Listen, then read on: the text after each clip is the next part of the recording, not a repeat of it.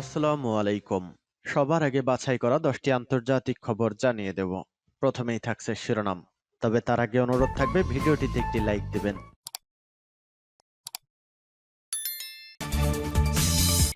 জানিয়ে দেব এই মুহূর্তে পাওয়া সর্বশেষ গুরুত্বপূর্ণ আপডেট। আন্তর্জাতিক সংবাদ, সুইডেনের সাজোয়া যান ধরে ফেলল রুশ বাহিনী। এরপর জানিয়ে দিব সীমান্তের কাছাকাছি ওয়াগনার বাহিনী, উদ্বিগ্ন পোল্যান্ড। এদিকে পৃথক রাজ্যের দাবিতে অস্ত্র তুলে নিয়েছে মণিপুরের কুকিরা। আরো জানিয়ে দেব যুক্তরাষ্ট্রের গুরুত্বপূর্ণ নেটওয়ার্কে মালবার বসিয়েছে চীন। সর্বশেষ এসে জানিয়ে দেব রাশিয়ায় ইউক্রেনের যত ড্রোন হামলা। শুনছিলেন সংবাদ শিরোনাম, এখন বিস্তারিত। তবে তার আগে অনুরোধ থাকবে ভিডিওটিতে একটি লাইক এবং কমেন্টস করে জানিয়ে দিন এই ভিডিও সম্পর্কে আপনার মূল্যবান মতামত। সুইডেনের সাজোয়া যান ধরে ফেলল রুশ বাহিনী। সুইডেনের তৈরি CV-90 মডেলের একটি সাজোয়া যান আটক করেছে রাশিয়ার সেনাবাহিনী। ইউক্রেনের যুদ্ধক্ষেত্র থেকে এটিকে আটক করে রুশ সেনারা। রোববার রাশিয়ান বার্তা সংস্থা RIA নভোস্তি সাজোয়া যান আটকের ছবি প্রকাশ করেছে। এর আগে শনিবার সাজোয়া যানের সামনে রুশ সেনাদের ছবি সামাজিক যোগাযোগ মাধ্যমে ছড়িয়ে পড়ে। রাশিয়ার অনলাইন বার্তা সংস্থা রোধবকার তথ্যমতে লুহানুস্ক অঞ্চলে যুদ্ধ চলাকালে সাজোয়া যানটিকে আটক করা হয়েছে।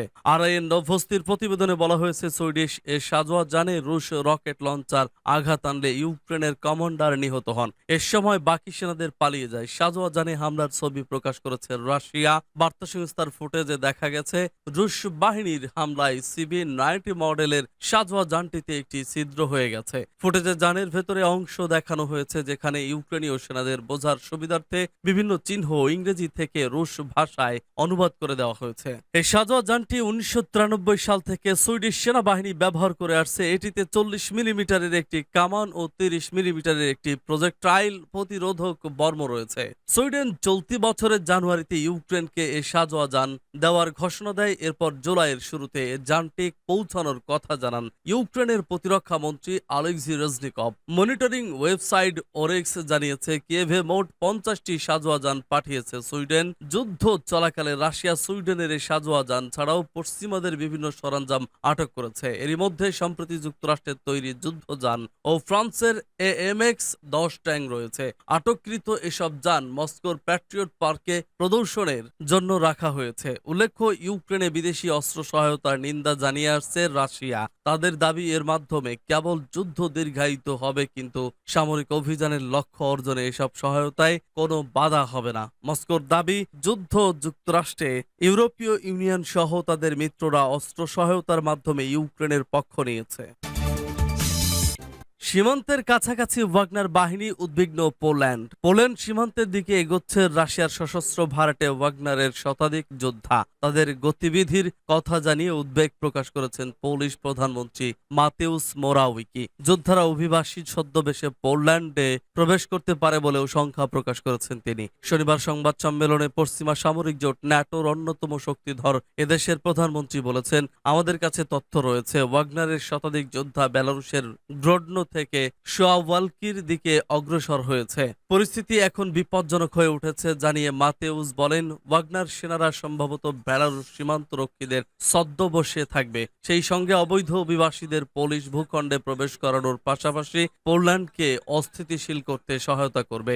এমনকি তারা নিজেরাই অভিবাসী সেজে পোল্যান্ডে অনুপ্রবেশের চেষ্টা চালাতে পারে, যা আমাদের জন্য ভয়াবহ ঝুঁকি তৈরি করবে। গ্রোডনো বেলারুশের পশ্চিমের দিকে অবস্থিত, যা ন্যাটোর পোল্যান্ড ও লিথুয়ানিয়া সীমান্ত থেকে প্রায় 15 কিলোমিটার দূরে। ন্যাটোর পাশাপাশি ইউরোপীয় ইউনিয়নের সদস্য পোল্যান্ড, রুশ মিত্র বেলারুশ ও ইউক্রেনের পূর্বাঞ্চল সীমান্তের নিরাপত্তা নিয়ে গভীর উদ্বিগ্ন দেশটির সরকার। ওয়াগনার বাহিনী হাজার হাজার যোদ্ধা বেলারুশে অবস্থান নেওয়ার পরপরই পোল্যান্ডের নিরাপত্তা সংকট বেড়েছে। গত জুনে রাশিয়ার সামরিক নেতাদের উৎখাতের ঘোষণা দিয়ে স্বল্প সময়ের জন্য বিদ্রোহ ঘটায় ওয়াগনার। পরবর্তী সময়ে বেলারুশের প্রেসিডেন্ট আলেকজান্ডার লুকাশেঙ্কোর মধ্যস্থতায় বিদ্রোহ থেকে ফিরে যায় তারা। তখন থেকেই নিরাপত্তা নিয়ে উদ্বেগ জানিয়ে আসছে ওয়ার্স। পোলিশ সরকারের অভিযোগ, শরণার্থী ও অভিবাসন প্রত্যাশীদের ব্যবহার করে পোল্যান্ড ও ইউ এর দেশগুলোতে অস্থিরতা তৈরির প্রয়াস চালাচ্ছে রাশিয়া, বেলারুশ। পূর্ব ইউরোপের এ দেশটি অভিবাসনকে হাইব্রিড যুদ্ধ বলে বিবেচনা করে থাকে। এ কারণেই বেলারুশ সীমান্তে উঁচু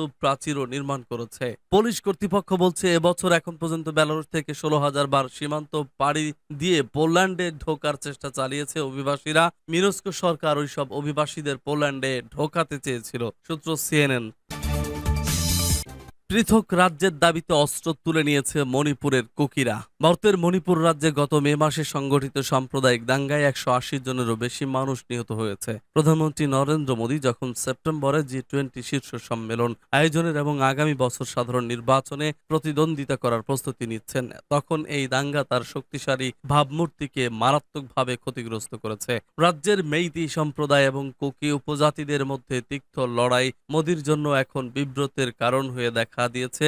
দুটি গোষ্ঠীর মধ্যে অতীতে উত্তেজনা ছিল, কিন্তু রাজ্যের উচ্চ আদালত কুকি উপজাতিদের জন্য সংরক্ষিত অর্থনৈতিক সুবিধা মেইতিদেরও দেওয়ার বিষয়ে বিবেচনা করার জন্য সরকারকে নির্দেশ দেওয়ার পর মে মাসের প্রথম দিকে সহিংসতা শুরু হয়। রাস্তার বিক্ষোভ সশস্ত্র সংঘর্ষে পরিণত হয়েছে। প্রতিদ্বন্দ্বী বন্দুকধারীরা মহাসড়কের পাশে ও পাশের অন্যান্য জায়গায় বাংকার খুঁড়ছে। প্রচলিত বন্দুক, স্নাইপার রাইফেল এবং পিস্তল দিয়ে একে অপরের ওপর গুলি চালাচ্ছে। স্থানীয় সংবাদ মাধ্যম জানিয়েছে, দাঙ্গার কারণে হাজার হাজার মানুষ তাদের বাড়িঘর ছেড়ে পালিয়েছে। গ্রামে আগুন দেওয়া হয়েছে এবং অনেক নারী যৌন নির্যাতনের শিকার হয়েছেন। মেইতি সম্প্রদায়ে অধিষ্ঠিত রাজ্য পুলিশও পক্ষপাতমূলক আচরণ করছে। সরকার রাজ্যে সেনাদের শান্তি বজায় রাখার নির্দেশ দিলেও যোদ্ধাদের নিরস্ত্র না করার কোনো নির্দেশ দিচ্ছে না। এর ফলে রাজ্যটিতে সংঘাত অবসানের কোনো লক্ষণ দেখা যাচ্ছে না। ইতিহাসবিদ এবং লেখক রামচন্দ্র গুহ পরিস্থিতিটিকে অরাজকতা ও গৃহযুদ্ধের মিশ্রণ এবং রাজ্য প্রশাসনের সম্পূর্ণ ভাঙ্গন হিসাবে বর্ণনা করেছেন। একটি টেলিভিশন চ্যানেলকে দেওয়া সাক্ষাৎকারে তিনি বলেছেন, গুরুতর জাতীয় সংকটের সময়ে এটি প্রধানমন্ত্রীর ব্যর্থতা। নরেন্দ্র মোদী তার নিজের বুদবুদের মধ্যে বাস করেন। তিনি খারাপ খবরের সাথে যুক্ত থাকতে পছন্দ করেন না, তবে তিনি আশা করেন যে কোনোভাবে তিনি এর থেকে বেরিয়ে আসবেন। এই সপ্তাহে রয়টার্সের পর্যালোচনা করা নতুন সরকারি তথ্য অনুসারে কুকিরা হচ্ছে মেইতেই জনগোষ্ঠীর 1/3। সহিংসতার কারণে তারাই সবচেয়ে বেশি ক্ষতির সম্মুখীন হয়েছে। তাদের বেশিরভাগই সংখ্যাগরিষ্ঠ মেইতেই অধ্যুষিত রাজধানী ইম্ফল ও আশেপাশে।